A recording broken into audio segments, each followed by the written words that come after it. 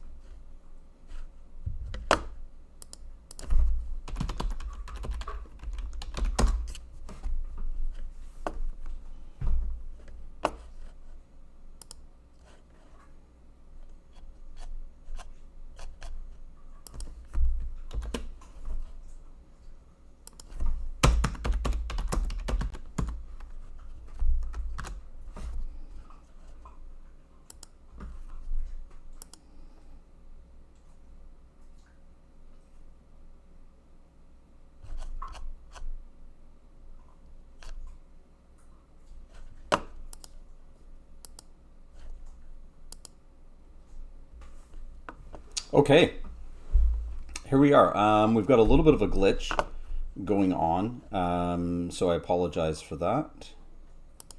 But what I'm going to do is I'm going to walk everybody through sort of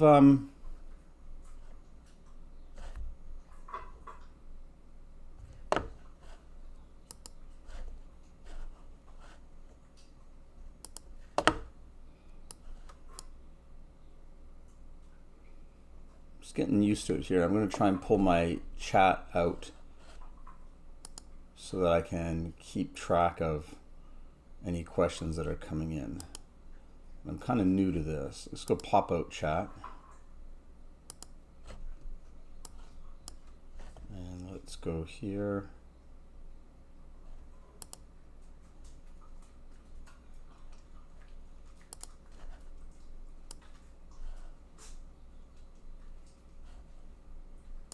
Sure.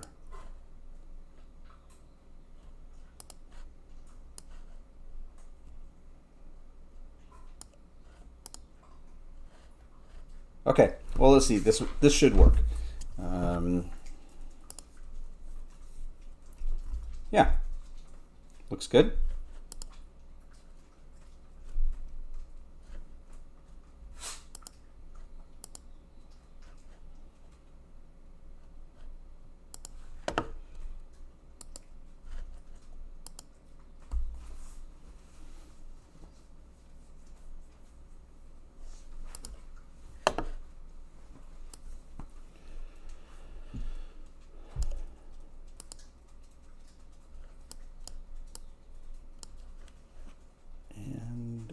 guess I can't link it or stick it. Yeah, okay. I'll just have to check it time to time, I guess. Okay, thanks for tuning in. Sorry about that long, drawn-out process getting my stream set up. I appreciate you if you're here. I'm just going to do a quick test in the chat to say hello. And if you can get that, you can reply back if you're in the chat, or if you come in later, that's cool too. This video will obviously make its way onto the actual channel as a clipped video. But for now, we're doing a live stream. So in this live stream, I thought I'd talk a little bit about how to get your Daggerheart game set up within Roll20. Now we do know that Darrington has affiliated with Demiplane, but a lot of people might not realize that Demiplane is actually owned by Roll20. So since last year, and they've been basically laying the groundwork to get integration between the two platforms. Now, Demiplane is not a virtual table platform. They're a first-in-class character builder platform.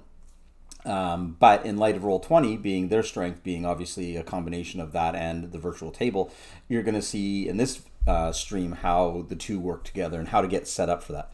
So the first thing you're going to want to do, obviously, if you haven't, is make a Roll20 account.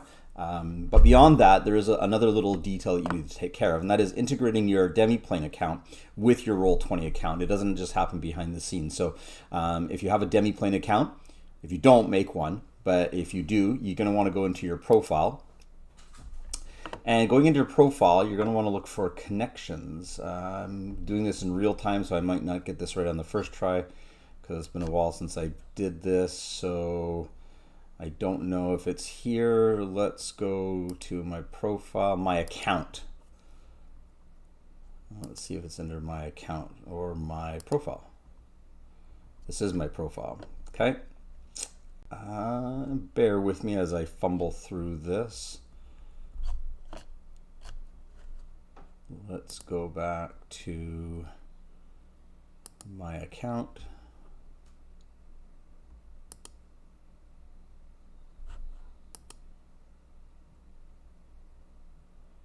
And we'll go back to home. So just give me a second. I'm going to Google this.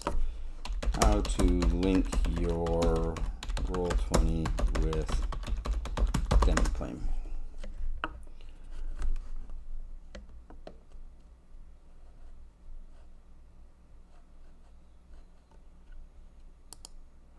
Yeah, Roll20 settings page. Okay. Right. So I'm guessing. Let's just try here.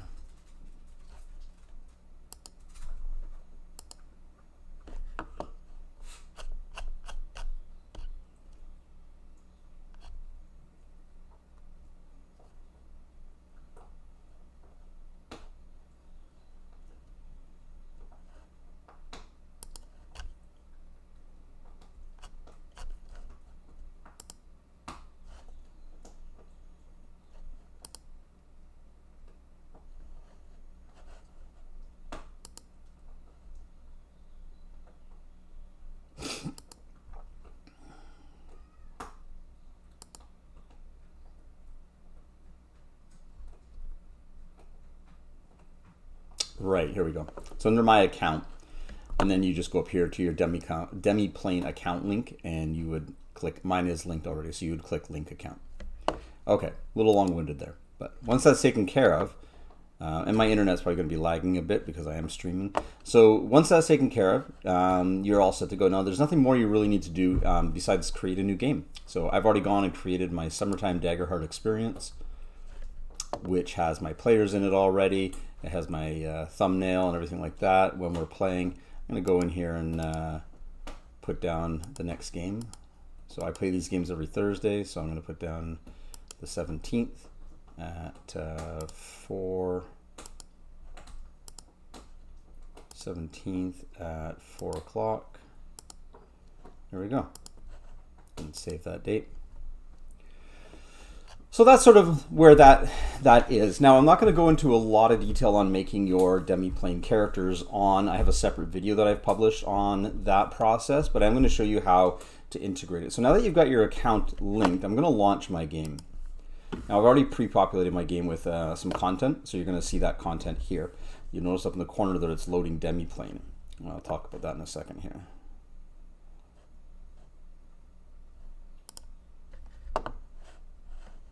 So here we go. Here is my unique Daggerheart page.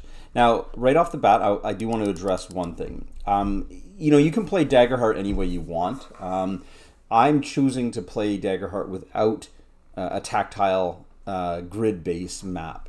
I am still going to use a battle map, but I'm going to channel the sort of the essence of what Roll20 promotes, which is rather than defined combat grids, defined combat radiuses or areas. So one of the things you'll notice when reading Daggerheart is there is no movement speed for characters. There is no necessity to define that within the game. It is a narrative-driven game, so if you want to run somewhere, then run somewhere. But there are some basic rules as far as how far you can actually get.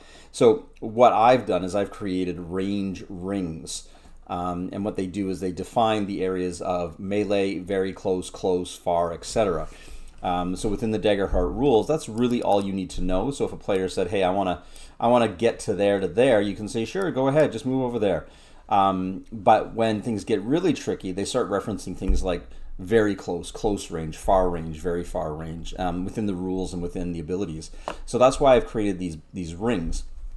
And so that way players know, okay, well, I don't know how many feet, and it's kind of irrelevant really, but I do need to know, can I get here, can I get there? So those rings I usually keep off to the side here, and when they come into play, as far as overall positioning and such like that, then I just pull them off from the side, put the character in the middle and say, well, there you go. That is everything within that ring or in that ring's border, and that would be close range. Very close range would exist right there. So they're kind of just more of a visual indicator than they are anything else. So I'm going to shove this one to the back. And there we go. And you can even link the two if you wanted to make positioning better. There you go. So you get an idea of where you are and within the battle mat system itself. So we'll get to that later, but I want to talk now about getting your character into Roll20. So what you want to do is you want to come up to your new character journal up here. You click on your journal, and you're going to click on this little tab right beside it that says Link Demiplane Character or Add a Blank Character. Adding a blank character, I'm not sure. Well, let's try it and see. I don't think the functionality is there, but we'll see. If they actually have a blank Daggerheart character embedded into it. So let's just add in a character portrait. Let's add a character token to satisfy that. I think it's just going to be, sure, and we'll just click that. And yeah, it's just kind of a blank, nothing really. There's nothing to it. So the default is going to be pulling from Demiplane. Okay, so you go over here and you're going to go Link Demiplane Character, and it's automatically going to open up.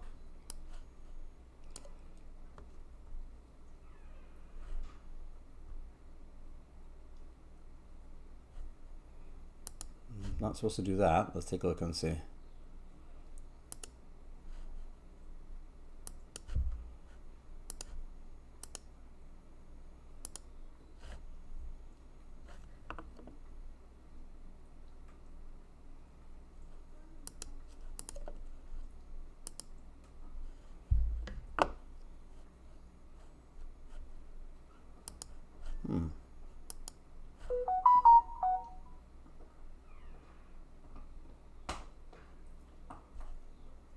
I'm going to refresh the page.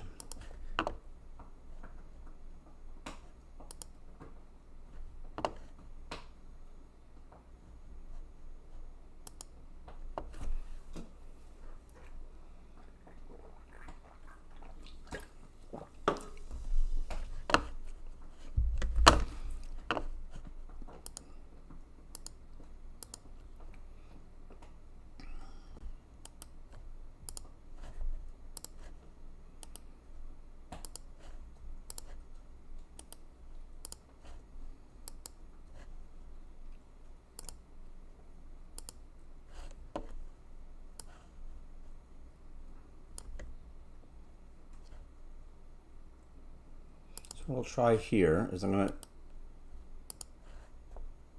boot up my demi-plane in case it's having a hard time pulling in the password.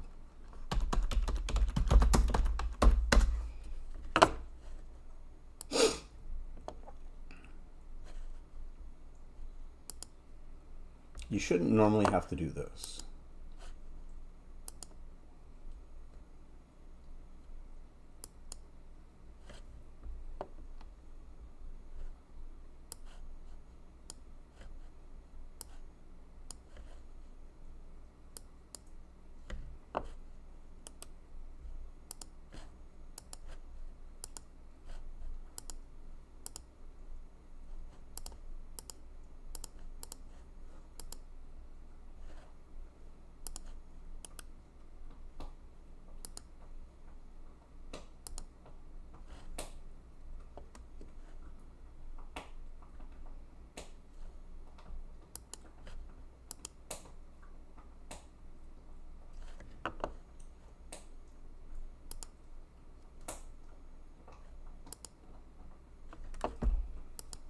Hello, hello.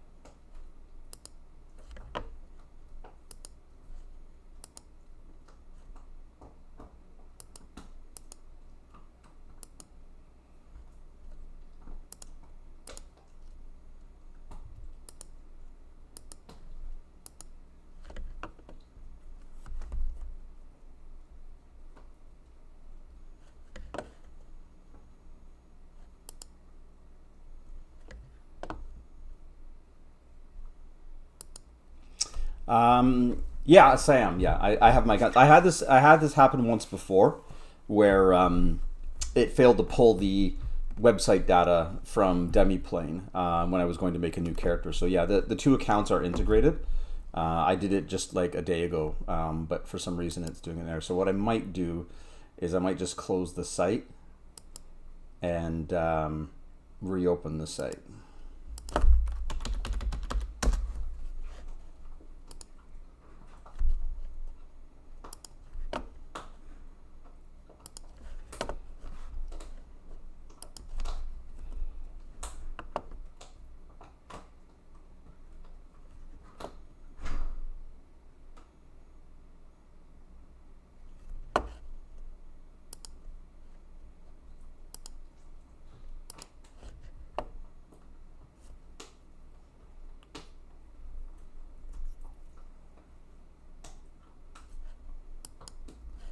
Yeah, that didn't seem to fix it.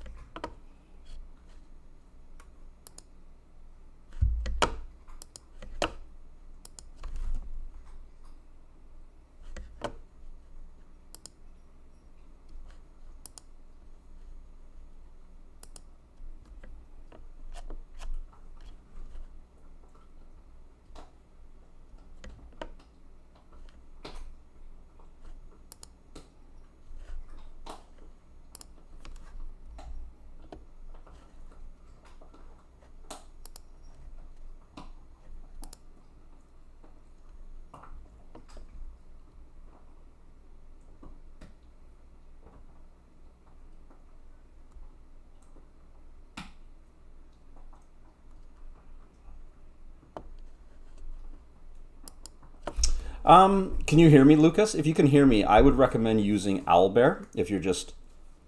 Thank you. If you're only using PDF and you don't have demiplane integration, I would recommend using Owlbear Rodeo. So I can talk to you about Owlbear Rodeo if you'd like. If I can't get this, can you hear me, by the way?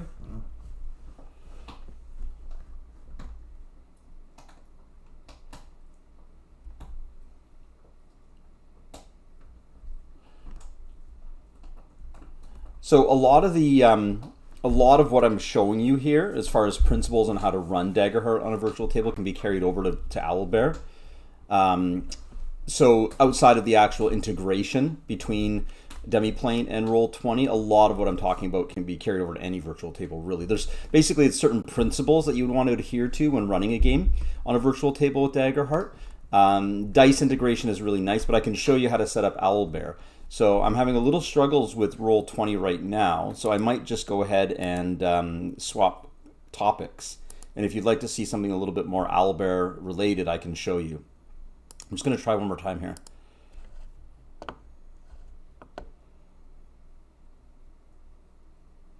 Yeah, okay. So it seems to be giving me some issues. So what I'll do, if you'd like, Lucas, is I will take this stream and hijack it and bring it over to Owlbear. Seeing as you're my only viewer at the moment, I don't mind segueing over to Owlbear and talking a little bit about how to use this and how to use Daggerheart and Owlbear Rodeo. Yeah, for sure. Okay, so let's do that then. I'll have to rejig the title, I guess, and clip and edit. But here we go. I think my Owlbear Rodeo subscription is lapsed on purpose, so I won't have as many rooms, but we'll see. Okay. So I actually started making a Daggerheart page in Owlbear Rodeo. I don't have a paid Owlbear Rodeo right now. I did, but I'll show you some of the principles that I use. So I'm just going to use this one right here, which is just the generic, because I don't have a subscription. You don't get to name your table. But you can see I've got it set up for Daggerheart. Just make sure this is streaming okay. Yeah, you can see it. Perfect.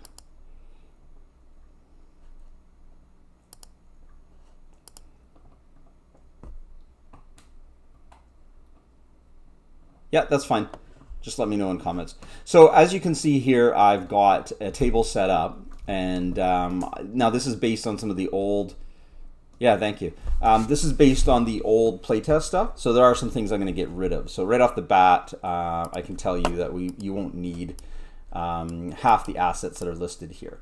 But one of the prime things as far as rolling dice, and I don't know if you've done this or not, but Owlbear Rodeo has its own dice rolling options, and they have pre-created dice that you can use, and they're really quite nice. They're animated nice, and they roll in the tray, and it's all beautiful. But the problem is that they don't have multi-flavor dice. It's all pretty much polyhedral D&D dice. So you can go in here and you can go in and add different styles. If you scroll down the bottom, you'll see there's a dual dice with different colors. And you can do that. You can go and drag, like, say for example, we're going to grab this 20 right there, this 12, and we'll grab that 12, and then we just roll both of those, and there's your duality right there. And that works. What I prefer doing is the DD Dice integration. Have you heard of DD Dice?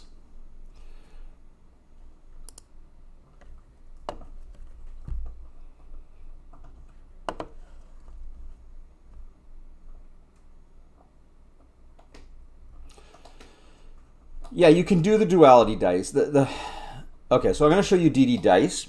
DD Dice is a dice rolling website that you can integrate in with Owlbear Rodeo and other tabletops, including Roll20. But it's a lot better, mainly because the Owlbear Rodeo doesn't have the ability to make macros, at least none that I'm aware. So you can't just go in and name this dice combo duality and then automatically click on that each time. You have to kind of drag the dice in manually, and that just slows things down from an online gaming point of view. So if you go into Owlbear and you look at all the different apps that are available, so when you go in, when you go in and you click on the top here to Owlbear, and you should, sorry, down at the bottom, I think, extensions. So you go into the extension options, and you should see one called DD Dice, right here. And I've got it already loaded in, but DD Dice is this. I'll go to DD Dice. So dddice.com. So DD Dice is a free service. You can buy dice on here, but basically they're user-created dice. And you can literally just go in and explore to your heart's content. There's lots of free dice weekly. You can buy sets if you want. Here's the free weekly dice. I always stop in every week to grab my free weekly dice, so I'll grab this one. Oh, that one's not there. Weird. We'll try this one. Add to my dice box. There we go. So how this works is you set up a DD Dice table. So you click here on Roll Dice once you've set up an account, and you actually get a table. So that looks pretty dramatic, but I'll just show you here. You can go in and you can actually edit the name of it. So I'm going to call this one Daggerheart. Now you can roll dice on this independently. You don't have to stitch this to a tabletop. I'm going to change the background just so it's Daggerheart centric.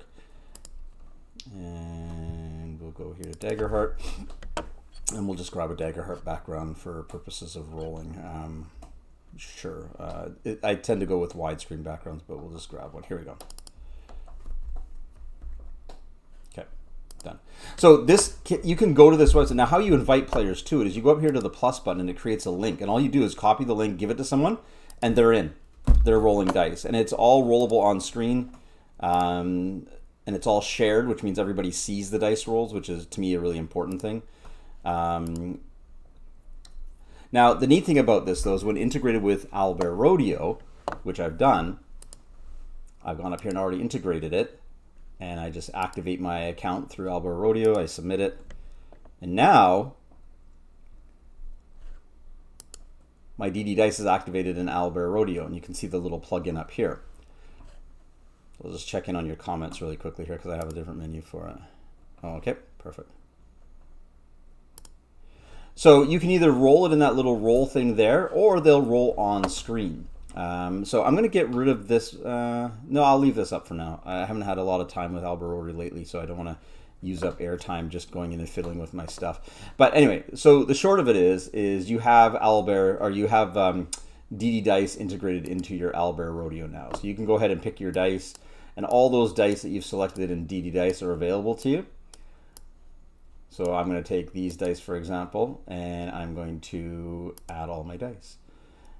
Replace all my dice. There we go. And then I'm also going to go and I'm going to take, in actual fact, I'm going to get rid of a lot of these dice, and I'm only going to keep the D12s for now. But you can actually drag them right off and just keep the dice you want. So in this case here, let's take a D12 and let's put it there. Now let's go and find another D12 with a different color. Let's grab more of a golden hued one, if I have one. That's cheese. Here we go. Fireball. And I'll grab the Fireball D12 and plunk it down in there. And now boom. Okay, so my DD Dice are now integrated with my tabletop, and I can just go like here, and I can click to roll that, and I just go boom. And the dice roll on the screen. So what I did is I dragged the dice that I wanted specifically into a macro, and now I don't have to keep dragging the proper dice. If I want to roll duality dice again, I just click on that, and it pulls both dice in, and I go roll. And that's a share, and then that result is shared down below. But that's a shared dice roll. So when I refer to shared dice roll, it's all players at the table see it. It's not just you see it. D&D Beyond, nobody sees those dice rolls. In case you haven't used D&D Beyond and you see those fancy dice roll on the screen, other players don't see it. So I like shared dice rolling. It kind of brings you back to the feeling of playing on the table. And there you go. So duality exists within that. So if you upload it as an Owlbear, anyone can use it, or do people need it? Yeah, so DD Dice is individual. So your library is not shareable. So they would go to DD Dice, they would sign up an account, hopefully claim some free dice. There are default dice if you just click on that link to invite people to your table. They can play as a guest, but they just get, I think, a set of, they call them bumblebee dice. They're just yellow dice, but they're 3D rollable dice. But if a player really wants to, customize his rolls, he can buy dice off DD Dice to add to his dice bag. They call it a dice bag. Or he can take the weekly free dice and accumulate a collection. Like my collection is based on my my accrual of weekly free dice. So you'll see that I've got a lot up there in the corner that I've been accumulating, and I even bought a set at one point as well. So no, to answer your question, players don't get to use your dice in your dice bag. But again, that's oh, sorry, go back there. That's how you get that duality rolling within Owlbear Rodeo.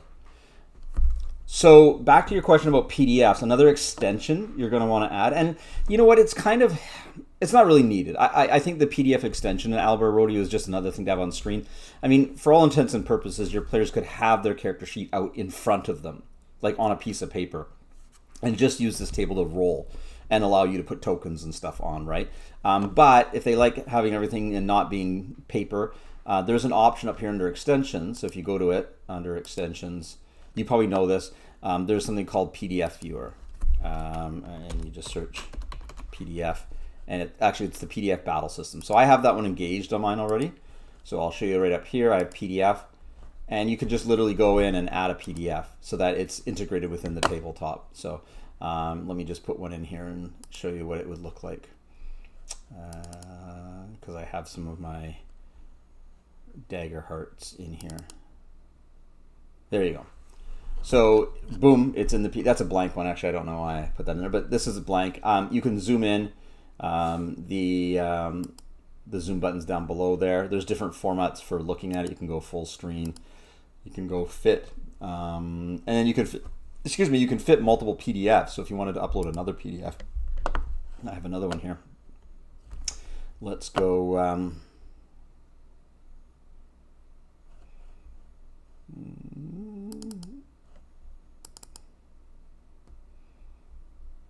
Okay, so there's a character sheet I made for Daggerheart right there. And that's a custom one that I made. So you can use any PDF you want, really.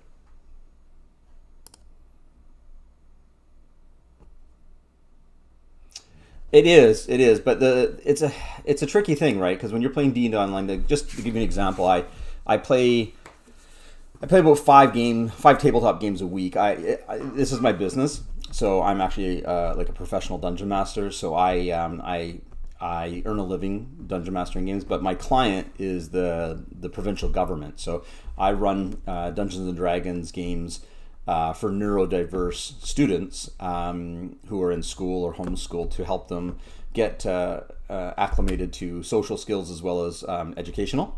So I bill the federal government for my services, and so I'm dealing with online players of a different caliber, and so sometimes digital tools can get in the way of stuff. Like at the core element of it is you could turn on Discord and just play role-playing games with people, as long as there's a trust system in place with dice rolling and whatnot. So you got to be careful. Like the more digital tools you put in front of you or put between you and the player sometimes can dumb down that experience. So I'd be cautious. Owlbear is good, but in a worst case scenario, you can throw a lot of unnecessary stuff at people. So for example, I have hope tokens, right? What's easier, having a hope token and putting that onto the table for the player, or for the player just to reach and track it themselves? Fear, for sure, because I want players to see my fear. I want them to see my fear pool growing. So there's definitely a reason to have that as a tangible on the table. Dice rolling, 100%. I have a hard time playing games over Discord with no dice rolling. I have a hard time with D&D Beyond and not seeing players' dice roll on the screen. So I'm torn on that aspect. Like I need a table to allow me to feel connected to the players via shared dice rolling. That's what I call it, shared dice rolling.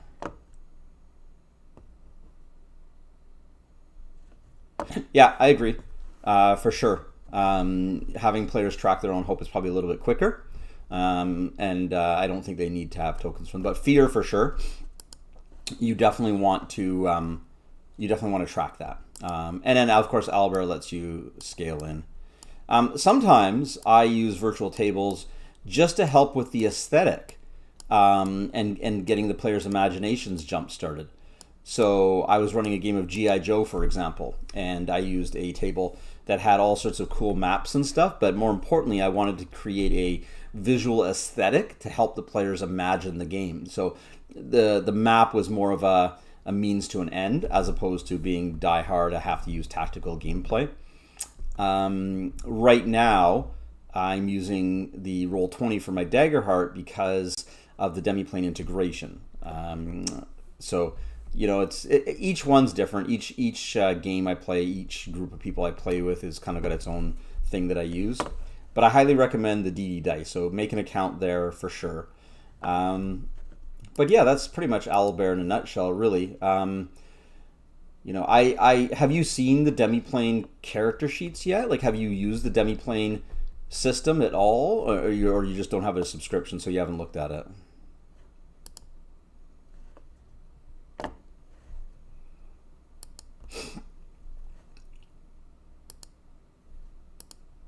Demiplane really does have first-in-class character builder, especially with Daggerheart and Roll20.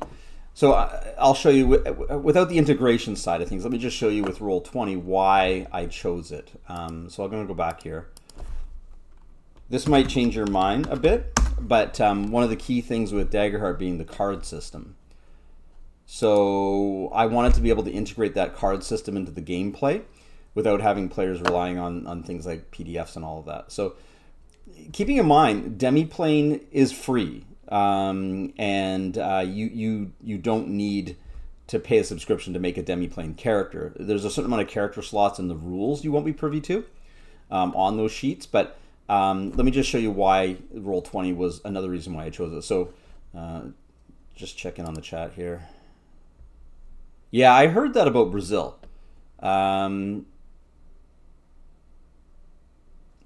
No, so there's a couple things. One, Daggerheart is free in its entirety. So right now you can go, let's just go to daggerheart.com, and if you want to have a physical copy of this game in your lap, you can go here. I believe it's under downloads, and I'm not sure where. Campaign, quick start, adventure, guides, community, system reference document. Right here. So the Daggerheart SRD is the game. So this game is free. You can download this game. You won't have any of the art, but you're going to get everything you need. But take this and combine it with, and I don't know, have you heard of the Daggerheart card creator that they've rolled out? Okay, so digital copy. Where did you get your digital copy from, just out of curiosity? Is it a PDF copy, or is it built into a platform?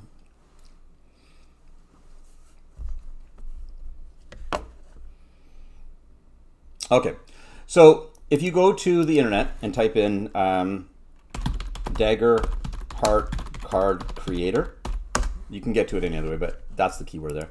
So welcome to the greatest thing that Darrington Press gave to the community, which is the card creator. So this, combined with your SRD, gives you Daggerheart. You could print off the SRD at a local printer and boom, Bob's your uncle. That's a phrase we have here in North America. But you have access to the entire library of cards that shipped with the core game. So you have ancestry, community, subclasses, and domains. These are the cards that I have in my box set. So they're just digital now. So to give you an example here, boom. And you can actually go and you can print these off as well. You can customize and put different images on there. And all the abilities are here as well. So all of them are here. And on top of that, you can go and customize. So for example, say you had a player character, like I've been customizing for my players, for example. So I have this, I am your shield. That's not the original artwork that came with it. I'll zoom in on the screen so you can see it a bit better. There you go. So that artwork there is artwork that I created for my player. He plays a Ribbit Seraph. So all this artwork here is not the artwork that came with it. I put that artwork according to the players themselves. And how that's done is very simple. You just click on something and you go create, and it removes the factory image and allows you to upload anything you want. So if I wanted to take an image from my book here, for my thing, and put an image in there, I can change the text, I can change the name, and then I can go down here and I can go print as a PDF. And you can go to the card printer, you can go to the Staples or wherever you have in Brazil and print these off and put them into little sleeves, and there you go. Or you can save them as a PNG, and that's what I'm going to show you. So once you've got these cards, and I'm going to check in on the chat because I tend to talk a lot. Yeah, exactly. Okay. So once your cards are in hand, let me go back here. So once you have your digital cards, what I don't know if you know this or not, but Roll20 has a card system. You can create decks of cards. So you can go in and you can create a deck of cards for your players, and you can have it just for the players. So once that deck of cards is created, the player can actually deal the deck of cards to themselves.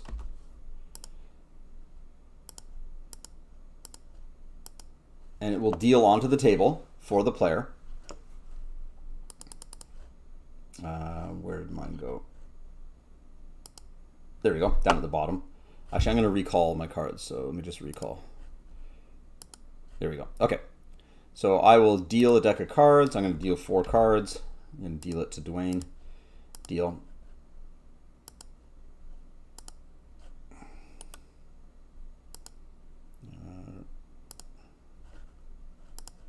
Sorry.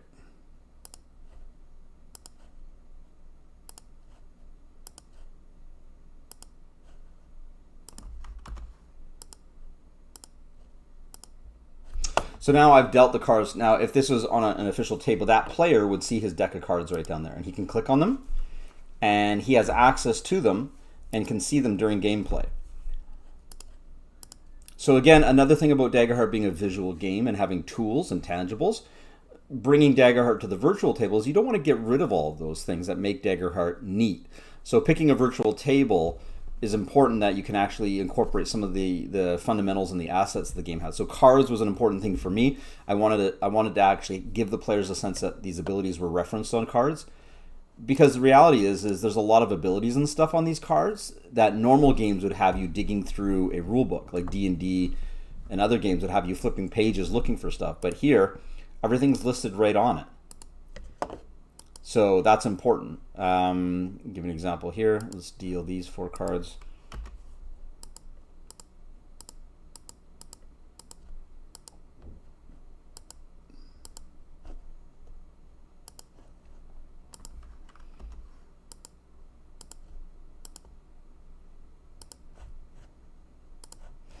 I'll just recall these.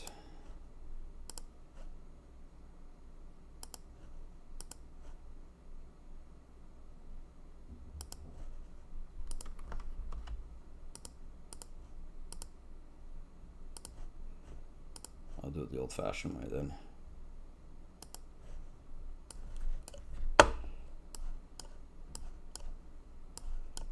There you go.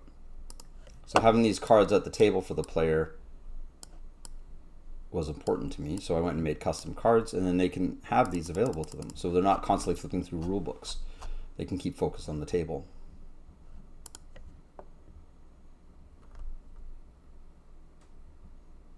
Oh, good.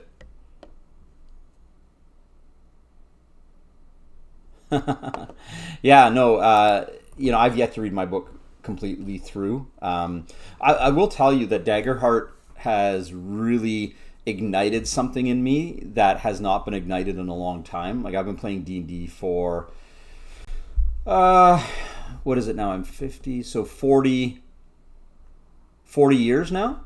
Yeah, I've been playing D&D for 40 years. I'm 50 years old. So this game has ignited a lot of excitement in me, like I felt when I first started playing D&D, that sense of something new and exciting, and you're just at the beginning of it. Not to say I don't love D&D, but it has grown really bloated. If you are checking out my YouTube channel at all, you'll see that I've done some videos on the bloat that D&D has. And, I still love it and I play it, and I introduce new players to it all the time. But I try and reshape how Wizards of the Coast wants the game to be played. I actually play it more like Daggerheart than most people play D&D. Very story-oriented, narrative-focused. But it's just too much now. Like the players are turning into superheroes versus fantasy adventurers, right? So, yeah, this has been a refreshing change of pace to me.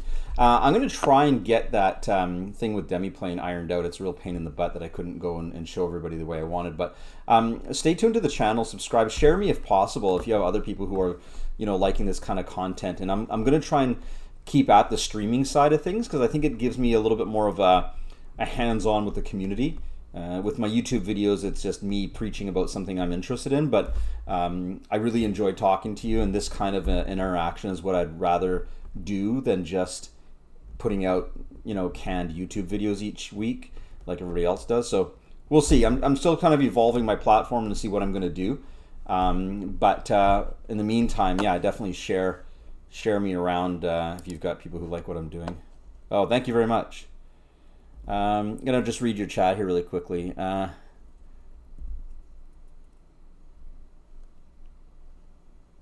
Yeah, it does. Yeah. Yeah, making character sheets. One of my things that I do is I try and reflavor character sheets. So recently what I started doing is I started doing visual character design for D&D so that it helps players understand all their abilities when it gets too much, instead of like a big long list of like special abilities. I'll show you one right now, actually. Let's see if I can show it on a page. Yeah, I can. So here, let me just show you here on a Roll20 page. Actually, is that the easiest way to do it? No, you know what I'll do is I'll switch my stream over to show you. Well, actually, no, here it is.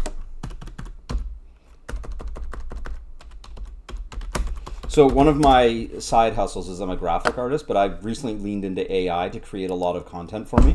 There's a lot of controversy over AI. So one thing about me specifically is I have an ADHD brain, and I'm not sure if you know exactly what that is, but the way my brain works is that the things that excite me get me really fired up, but I have a limited amount of time for that passion to burn. And then when that flame or that fire burns out a bit, I'm on to the next thing that reignites that passion. And that's sort of how my brain works in cycles, right? So if I can find something to offload the tedious part of my excitement, then it keeps that flame burning longer. And that's what AI has been able to do for me. So I'm a graphic artist. I'm an actual sketch artist. I'm a writer. I'm a parent. I'm a lot of things. But AI has allowed me to keep that fire burning and offload some of the tedious stuff, like maybe artwork that I don't want to do, or even other things like random monster tables that I don't want to do. So I subscribe to Gemini. So I'll give you an example of a visual character sheet design.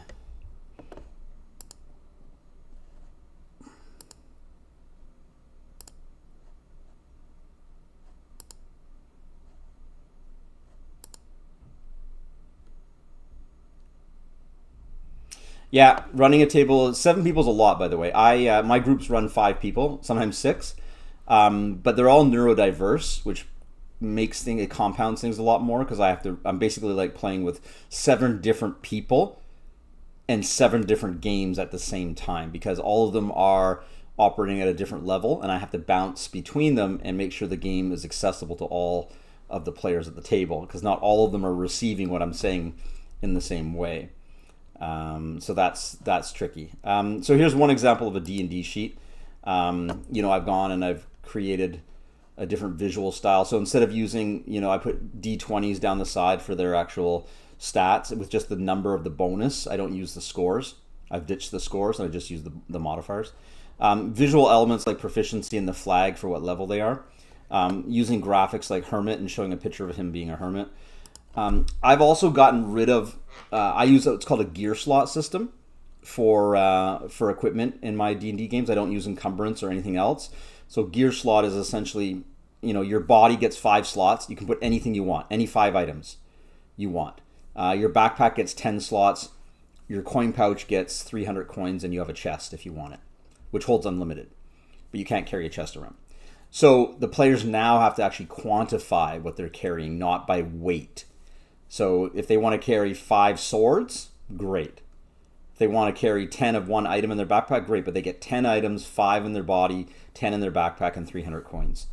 And so that simplified my gameplay a lot.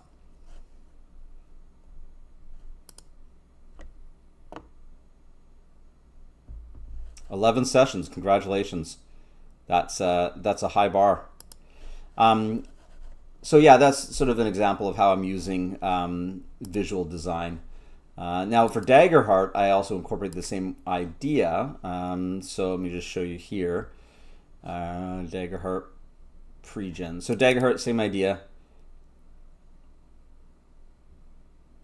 So I have a visual design option. I don't know if I'm going to use these in the near future, but abilities down the side, flag denoting level, domain. I created a little domain thing here, and you can slot the domains into the socket. So I have it's like a socket system. So you go up here and you slot your domain into the socket, and then you have your hope, active armor, and all the slots you would normally get. There's your thresholds, your stress, your hit points, active weapons, your gold, your experiences, a little portrait there, and then I have a spot for your domain cards, so Wanderborn, Nightwalker, etc. And so what I did is I went and created, this is sort of an onboard process for new players, but sort of showing them all the different character options they have within Daggerheart. I like this guy here, the Ninja Turtle, the Turtle Ranger. So that's sort of what I'm doing to help onboard players, because it can get kind of overwhelming at times.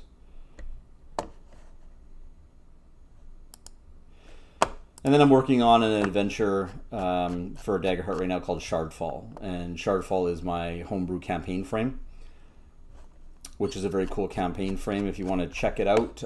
This is the DM one, but I have the player version right here. And the link for viewing it is right here.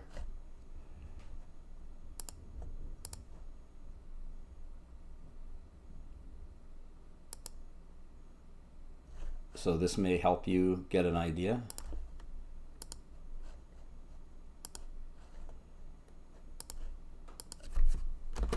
So that link will take you to the Google Doc. It's a view only, but this is the player's campaign frame so far on Google Docs. So the story, the frame, and a few monsters in the bestiary.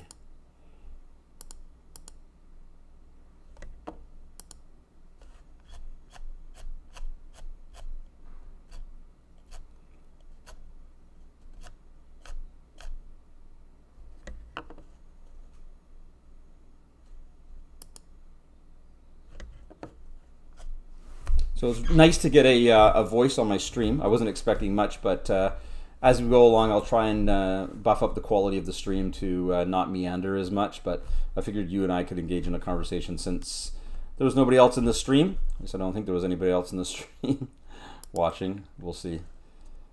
No, nobody else. Just us.